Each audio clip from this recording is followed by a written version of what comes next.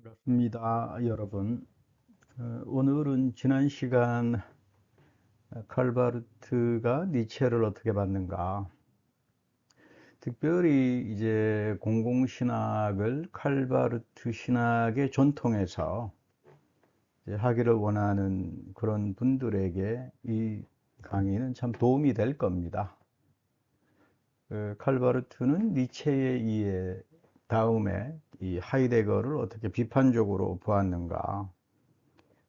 하이데거하고 이제 불트만은 워낙 가까운 동료였죠. 그리고 평생 칼바르트는 불트만하고 논쟁하면서 하이데거의 전체 저작을 이렇게 꿰뚫어 보고, 그 교회교의학 그 3의 3권에서 아주 그 중요하게 하이데거의 그 프라이부르크 대학 취임 이제 강연인데, 형이상학이란 무엇인가, 거기서 나타나는 무의 문제를 아주 중요하게 검토합니다. 왜 그러냐 하면 교의학 3의 3권에서 바르트가 그 유명한 다스 니히tige 이 부분을 이제 성서적으로 또 철학적으로 분석하면서 하이데거하고 아주 결정적인 대결을 이제 벌이는데, 재미있는 것은 그 게오르그 루카치가 그 프라하 대학에서 기독교와 마르크스주의 대화에 참여했다가 거기서 칼바르트의 아주 절친이었던 한스 요아킴 이반트에게 그 바르트를 만나면 나의 인사를 전해 주었으면 좋겠다. 내가 독일에서 나오는 2차 세계대전 이후에 다른 책은 거의 읽지 않는다. 너무 실망을 해서. 그러나 특별히 칼바르트 교회교의학 3권에 나오는 그 다스 니히tige 허무주의 문제, 이 부분은 내가 참 아주 감명 깊게 읽고 있다. 이런 내용의 인사가 있습니다. 자, 1928년도 에드문 후설이 은퇴하고 이어 교수직에 하이데거가 마북에서 가르치다가 이제 초빙이 되죠. 1927년도는 아주 유명한 존재와 시간이 출간이 되었고, 특별히 마르부르크 신학부에 있던 당대 루돌프 불트만에게는 결정적인 이제 역할을 줍니다. 그리고 이 사유가 또 한국에서는 민중신학을 시작하셨던 안병무 선생 같은 분들, 아주 이 전통에 그냥 푹 빠져 있었죠. 사유적으로 그렇다 그 말입니다. 아무래도 그 당대 하이델베르크에서 공부하시면서 이런 전통들이 그 세계를 풍미했던 실존주의 사상들이었으니까. 그런데 우리가 좀 중요하게 봐야 되는 것은 하이데거는 절대로 만만한 분이 아니세요. 이분이 전설적인 세미나를 했다고 그러죠. 새벽 8시인가 7시인가에 마르부르크에서 아리스토텔레스 새벽 세미나를 하면서 히라복 원전 갖다 놓고 니코마키스 윤리의 특별 6권 그리고 형이상학 9장 뚫러지게 읽었다고 하니까, 여기서 그 유명한 알레테이아 개념이 아리스토텔레스에게서 도출하는 겁니다. 아리스토텔레스가 그 유명한 말 하잖아요. 진리는 존재자들을 존재 안에서 스스로 드러나게 한다. 그러니까 이제 이 말을, 이 진리라고 하는 말, 알레테이아라고 하는 그리스 말을 이제 라틴 말로는 베리타스라고 하는 말로 번역을 해서 스스로 드러남이 진리다.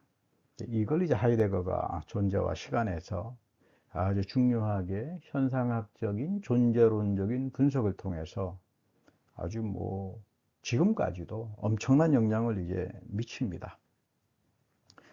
우리가 그래서 이 하이데거를 제대로 이해하려면 아리스토텔레스를 이해하지 못하고서는 엄두를 내지 못합니다. 이 형이상학과 관련된 존재 역사를 해체한다. 이게 아주 야심찬 존재와 시간의 시도였고, 자크 데리다는 여기서 거의 다 가져다가 해체니 디페랑스니 이렇게 시작을 했습니다만은, 하이데거 자체가 존재는 고정된 것이 아니니까, 존재는 진리 사건으로 나타나니까 이 X표를 쳐버려야 된다. 빗금을 그어버리든가 뭐 그게 이제 데리다에게 바로 해체로 이제 넘어가기도 합니다. 근데 이제 하이데거에게서 중요한 건 무의 개념이에요. 그러니까 이게 존재하는 것들에 대한 모든 부정. 그러니까 이제 헤겔의 변증법, 헤겔이 존재와 무를 어떻게 봤느냐를 또 상당히 중요하게 보았는데, 왜 그러냐면 헤겔은 뭐 아리스토텔레스 갖다 놓고 거기에 이제 역사 사회적인 변증법의 내용을 통해서 그 아리스토텔레스를 해석한 사람이기 때문에 그 헤겔의 하이데거 해석이라고 하는 걸 무시할 수가 없죠.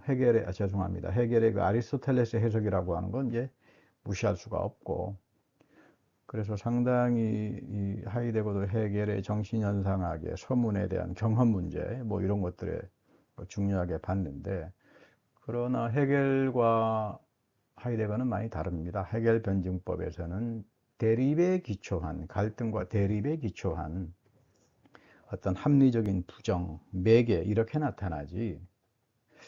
그런데 하이데거에게서 무는 헤겔의 부정이나 긍정을 한다, 이거 앞서 있어요. 그 무라고 하는 건 자체상 존재와 더불어 있고 본질적인 역동성과 활동성을 가지고 있다. 뭐 그 현상으로서 뭐 드러나는 건 죽음이겠죠. 그러나 죽음 앞서 있는 게 무예요. 그러니까 이 무라고 하는 것은 나에게 불안을 주고 경악하게 하고 그리고 무화시켜 버린다. 죽음이라고 하는 걸로 내가 무화가 되면 사라지잖아요. 그런 면에서 무는 절대적인 타자다. 그러니까 무는 존재의 본질이 되고, 인간이라고 하는 것은 무를 향하여 기획된, 기투된 존재고, 그러니까 현상학적으로 보면 현 존재는 죽음을 향한 존재다. 그러니까 이런 것들 속에서 현 존재는 스스로를 염려하는 존재고, 실존론적으로 또는 존재론적으로 배려하면서 살아가는 존재다. 이 과거와 현재와 미래 속에서 뭐 그런 면에서 이제 시간성이라고 하는 거 상당히 중요하죠. 특별히 하이데거는 존재와 시간 60절에서 불안 또는 뭐 경악스러움 뭐 이런 거 다루면서 인간은 세계로 던져져 있고, 이거 현사실성이라고 말합니다. 현사실성. 세계로 던져져 있다. 그리고 삶은 죽음과 무에 직면한다. 이 현 존재는 일상성의 삶에서 이 비본래적인 것과 본래적인 것을 위해서 결단을 해야 되는 존재고, 뭐 그것을 위해서는 양심의 부름과 죽음 앞에서, 흔히 일상인들이 그런 세계에 던져진 데 빠져가지고 어떤 쓸데없는 잡담이나 어떤 애매한 말들이나 또는 호기심으로 누구를 가십하고 뭐 이런 것들로부터 거리를 둬야 한다. 이런 어떤 구조를 이 존재와 시간에서 중요하게, 이미 그러니까 존재와 시간에서 무에 대한 부분은 상당히 중요하게 다루어지고, 1929년도 형이상학이란 무엇인가에서는 본격적으로 이제 헤겔의 무 개념을 이제 수용하면서 이 하이데거가 존재와 무를 이제 어떻게 하면 형이상학을 넘어갈 거냐. 그러니까 형이상학이라고 하는 것은 다양한 존재자들이 있습니다. 나무든 숲이든 뭐 여러 주변에 많잖아요. 돌멩이든 간에. 이런 것들을 해석하지만 과연 형이상학이, 칸트의 형이상학이 또는 서구 형이상학의 전체가 존재 자체하고 무의 본질을 해석한 적이 있느냐. 그러니까 지금까지 서구의 형이상학 속에서 존재 자체와 무가 서로 접합되어 있는 그런 본질을 해결한 적은 없다. 그런 면에서 이제 이 하이데거의 상당히 중요한 철학적 기여가 있을 거예요. 특별히 이건 뭐 니체로부터 옵니다. 현 존재의 관점에서 형이상학의 문제를 허무주의로 동일시한다. 그러니까 무와 이런 문제를 형이상학이 다루지 못하게 되면 서구의 허무주의는 이런 잘못된 형이상학으로부터 오는 거다. 이건 니체죠.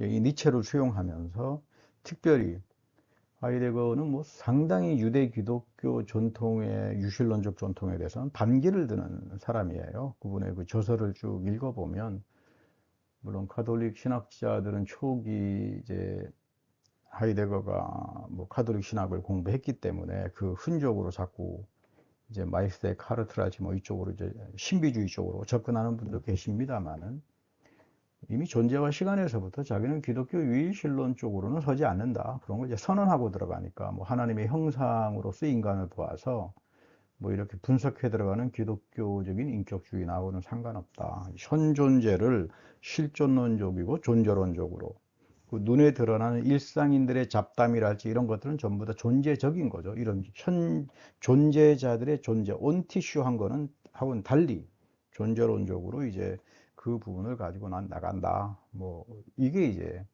하이데거의 오늘날도 중요하게 다뤄보지는 형이상학 비판에서의 철학적 기여라고 볼 수 있을 거예요. 그러니까 형이상학이라고 하는 것은 인간의 이성을 중심으로 해서 세계와 삶을 해석하는 철학이다.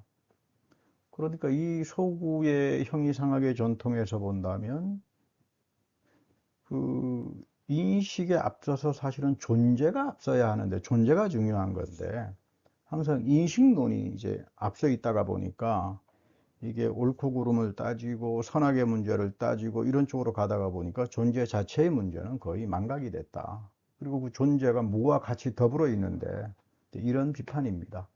뭐 대표적으로 데카르트랄지 뭐 칸트 계몽주의 입장 그래서 근대성 자체를 뭐 다 배격을 하는데 이제 한 가지 이제 하이데거가 이제 좀 문제가 있는 거는 스피노자를 잘 못 봤어요. 스피노자가 갖고 있는 신체성이랄지 이런 부분은 이제 제대로 잘 못 봤고 어쨌든 이제 무의 본질이라고 하는 것은 현 존재를 불안해서 억압하고 무화시킨다. 그러니까 무 자체가 존재자들을 죽음으로 이르게 하니까 무라고 하는 것은 부정의 기원이 된다. 그러니까 헤겔의 부정 개념보다는 훨씬 앞서 존재하는 부정의 근거가 무라고 하는 거죠.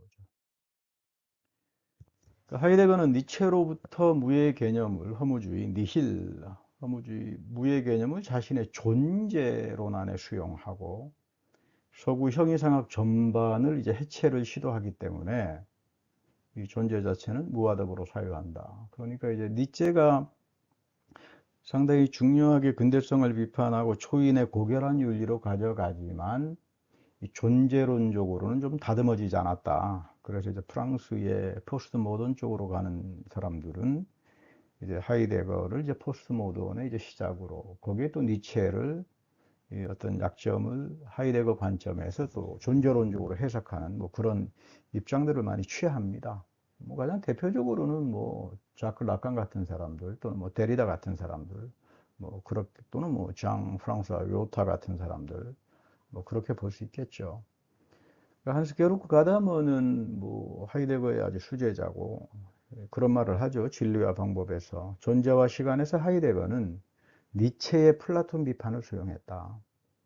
그래서 이 무를 포함하는 하이데거의 존재 철학은 서기 형이상학을 전도시키는데 이런 맥락에서 본다면 하이데거의 송구자는 후설이나 뭐 생철학으로 그 당대 니체와 더불어 쓰리스타가 있었잖아요. 후설, 딜타이, 생철학 이런 후설이나 딜타이가 아니라 니체였다. 근데 가다머가 상당히 중요하게 진리와 방법에서 이야기하는 내용은 후설과 딜타이의 논쟁입니다. 이 후설과 딜타이의 논쟁을 가다머가 상당히 중요하게 잘 다루었어요. 물론 니체도 중요하게 보았지만 아마 한국에 이 책이 번역된 걸로 알고 있습니다만은 여기 후설과 딜타이에 대한 논쟁 그 해석을 해명을 가다마가 한 부분을 좀 살펴보시면 훨씬 더 이런 존재론적인 철학과 인식론의 문제 좀 상세하게 좀 잘 알 수 있을 겁니다. 자, 형이상학이 존재자들을 넘어서 있는 것에 대한 탐구다. 이 형이상학이라고 하는 게 신이랄지 영혼불멸이랄지 뭐 자유랄지 뭐 많잖아요. 존재자들을 넘어서 있는 것에 대한 탐구라면 그렇다면 무에 관한 물음은 형이상학적 탐구에서 일어날 수 없다. 왜 하필이면 존재인가? 뭐 이런 말들 있잖아요. 라이프니츠. 뭐 하필이면 왜 무가 아니라 존재인가? 뭐 하이데거는 이거 뒤집을 수 있죠. 왜 무가 아니라 존재인가? 존재가 아니라 왜 무인가? 왜 무가 아니라 존재인가? 이런 부분들입니다. 그래서 전통적인 형이상학에서는 무에서 무가 존재한다. 뭐 대표적으로 기독교 전통에 무로부터 존재가 나온다. 이거 크레아치오 엑스 니힐로라고 그러죠. 무로부터 창조 개념이 있잖아요. 예, 그런 면에서 이제 지금까지 기독교 형이상학이랄지 서구 형이상학 전반은 무에서 무가 나오지 이 존재 안에 무가 있다라고 하는 것을 보지 못했다. 이런 거. 그래서 하이데거는 무는 존재 자체에 속해 있고 신은 존재의 진리이지만 동시에 죽음이다. 여기서 이제 헤겔 태제를 수용하는데 헤겔이 유명한 말을 합니다. 논리학에서, 대논리학에서 순수 존재는 순수무다. 순수 존재라고 하는 것은 순수무다. 이 헤겔 태제를 이 형이상학이란 무엇인가에서 수용을 해서 하이데거가 그 발전시키는데 이제 칼바르트가 이제 이쪽 부분을 굉장히 중요하게 주목합니다. 뭐 헤겔에 의하면 순수 존재는 규정될 수 없는 거다. 무규정적인 거다. 규정될 수 없는 거고 모든 사물에 공통이 되어 있다. 순수 존재는 뭐 예를 들어서 장미는 아름답다. 여기서 이다가 있잖아요. 이거 존재잖아요. 이다. 모든 사물의 수로죠. 근데 이다라고 하는 수로는 장미와 같은 사물로는 규정될 수 없습니다. 장미는 아름답다 또는 뭐 책상은 길다 뭐 예를 들어서 이런 모든 문장 속에 수로로서 존재는 있지만 사물로는 규정될 수 없다. 이게 이제 헤겔의 아주 유명한 규정이죠. 그러니까 칼바르트는 하이데거의 무의 규정이 헤겔의 대논리학에 기초한 것을 파악하고 이거에서부터 이제 칼바르트는 이제 문제틀을 잡고 비판적인 대화를 이제 시도합니다. 헤겔은 무를 기존 사물에 대한 대립의 계기에서 주목했다. 그래서 비판과 부정을 말합니다. 그런데 과연 하이데거처럼 존재와 무가 같이 있는 동일성의 원리로 과연 헤겔이 그렇게 보았느냐. 여러분 그 바르트의 헤겔에 대한 논문은 굉장히 중요합니다. 그 Protestant Theology in the 19th Century 19세기 개신교 신학이라고 하는 이 책은 칼바르트 연구에서는 굉장히 중요한 유럽과 미국에서는 아주 요즘 최근에 중요하게 연구되는 책인데 이거 칼바르트가 당대 철학, 인문학에 대해서 아주 중요하게 써놓은 또는 종교사에 대해서 써놓은 그런 저술이에요. 특별히 뭐 이 안에 바르트가 쓴 헤겔, 포엘바하, 칸트, 루소 뭐 거의 그 제가 알기로는 한국에서는 거의 그 뭐 발견이 되지 않은 예, 바르트 연구 상황인데 이게 굉장히 중요한 책입니다. 칼바르트를 가지고 철학과 대화를 한다. 공공신학으로 발전시키면서 공론장에서 사회과학이랄지 인문학하고 대화를 한다 할 때 이 19세기 개신교 신학이라고 하는 건 거의 뭐 그리고 아주 칼바르트가 철학에 얼마나 이 저기 제대로 꿰뚫어 보고 있었는지 인문학이랄지 제대로 그 면모를 볼 수 있죠. 그리고 또한 조이교약 전체에 보면 그 자그마한 글자로 쓰여진 주석의 파트에 보면 뭐 굉장히 많은 서구 전통의 철학과 인문학과 예술 이런 쪽으로 이제 주석들이 되고 대화들이 되는데 이런 부분들은 우리가 여전히 21세기의 새로운 칼바르트의 면모를 위해서는 참 연구가 필요합니다. 어쨌든 헤겔에게는 순수 존재는 무입니다. 존재의 모든 계기마다 아직 존재하지 않은 것이 있잖아요. 존재의 모든 계기에는 아직 존재하지 않은 것이 있다. 그래서 이로 인해서 동시에 존재가 있다. 이거 아리스토텔레스 이야기죠. 아리스토텔레스가 잠재태에서 현실태에서 목적 완성으로 나가잖아요. 그러니까 이 잠재태가 어떤 씨앗이 뭐 꽃을 피우려면 아직 거기에서 모든 계기에 존재하지 않은 잠재적으로만 있고 또 잠재적인 것이 현실태로 가다가 또 부재가 되거나 거세가 되거나 자기를 실현하지 못한 그런 부분들이 있잖아요. 모든 존재의 계기에는 무라고 하는 것, 아직 존재하지 않은 것, 일종의 absence, 부재. 이런 부재로 인해서 존재는 있는 거다. 그러니까 우리 눈에 드러나는 존재가 다가 아니다 그 말이에요. 그래서 그 유명한 순수 존재는 순수무다 이렇게 헤겔이 변증법적으로 말을 하죠. 그러니까 사물은 생성되고 소멸하는 점에서 존재하면서 되어감으로 인식된다. 뭐 이거는 뭐 헤라클레이토스의 그 똑같은 강물에 두 번 들어갈 수 없다라고 하는 고대 그리스 이제 그 철학의 변증법, 변화와 생성과 소멸의 변증법을 이제 헤겔이 역사화를 하죠. 근데 이제 바르트는 여기서 이제 되어감이라고 하는 카테고리를 중요하게 봅니다. 되어간다. 베르덴. 그래서 이제 그 교의학 1의 2권 그 삼위일체론을 다룰 때 내재적 삼위일체 그리고 경륜적 삼위일체, 내재적 삼위일체는 세상 창조 이전에 하나님이 삼위일체 하나님으로 계셨다. 경륜적 삼위일체는 뭐 세상에서 계시하신 그런 하나님을 이렇게 구분할 때 이 베르덴이라고 하는 되어감이라고 하는 이제 카테고리를 몇 차례 사용합니다. 그래서 이제 에바하르트 융엘이라고 하는 이제 신학자는 이제 여기에 착안하죠. 그래서 그 사람이 아주 유명한 책을 한 권 썼죠. 고테스 사이니스트 인 베르덴, 하나님의 존재는 되어감에 있다. 이거 이 칼바르트의 삼위일체론을 헤겔과 하이데거 존재론적으로 이제 해명을 하면서 이제 헬무트 골비츠하고 뭐 엄청난 논쟁이 붙기도 하고 이후에 프리델 마쿠바트하고 또 엄청난 그 비판적인 대화를 하기도 하죠. 그러니까 융헬과 바르트를 보면 이 헤겔과는 달리 하이데거는 헤겔의 변증법적 논리를 이 생성 과정에서 나타나는 뭐 대립, 부정, 비판 또는 지향 뭐 이런 쪽으로 보지 않아요. 하이데거의 이 변증법은 다릅니다. 헤겔하고 오히려 현 존재와 존재무, 존재론적인 관계.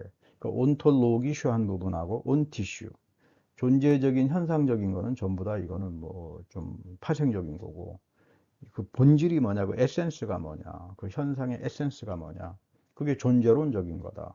그 존재론적인 거는 현 존재를 분석함으로써 현 존재의 어떤 염려랄지, 뭐 이런 양심의 부름이랄지, 죽음에 대한 어떤 불안이랄지, 뭐 이런 것들을 분석해야만 실제 일상성의 문제를 볼 수 있다. 이런 입장을 취하니까 그 하이데거하고 이제 헤겔은 다르고, 물론 이제 하이데거는 그 유명한 자기식의 탈취, 이 헤겔의 순수 존재와 순수문은 동일하다. 그거를 자기식으로 탈취해다가 자기 안에서 이제 그 존재론적으로 해석한다고 볼 수 있습니다.